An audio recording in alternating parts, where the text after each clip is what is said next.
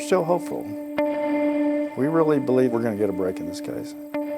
A case that is now more than 3 decades old. April 1980, a young woman's body found along the banks of a river just outside of Jones, found by a group of fishermen. Well, it was a very violent crime. To this day, investigators do not know who the victim is. She's buried without a name. They would like to find out her identity, not only so they can find her family, but so they can find her killer.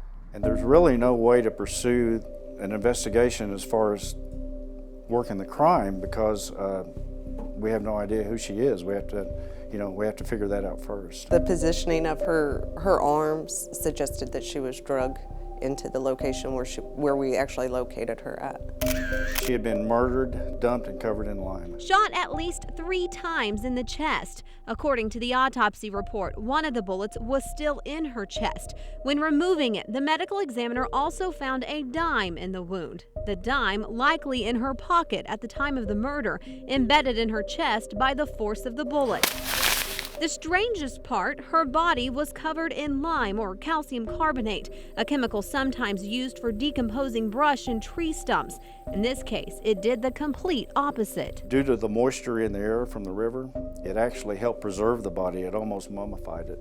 In fact, investigators believe her body had been there for a couple of weeks. Typically, within that time, a body would have started to decompose. But in this case, the lime preserved her to the point they could still find wounds from where she was shot, see some of her features, and even clearly find this tattoo on her chest. It's a professional grade tattoo. While investigators followed hundreds of leads, they were never able to identify the woman. She's known only at this time as the Lime Lady. Captain Bob Green says someone, somewhere has to know who she is, has to wonder where she is. I have a theory she might have been a foster child and grew up, maybe a runaway at some point, and that could be one reason why nobody's really been looking for her all this time. That's just my personal opinion, speculation. She belonged to somebody.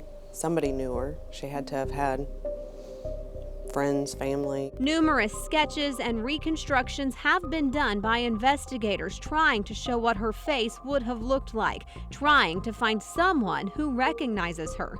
Each release brings new leads, but so far, no answers. A mystery investigators say still haunts them. Somebody knows something. Shelley Mills, News Channel 4.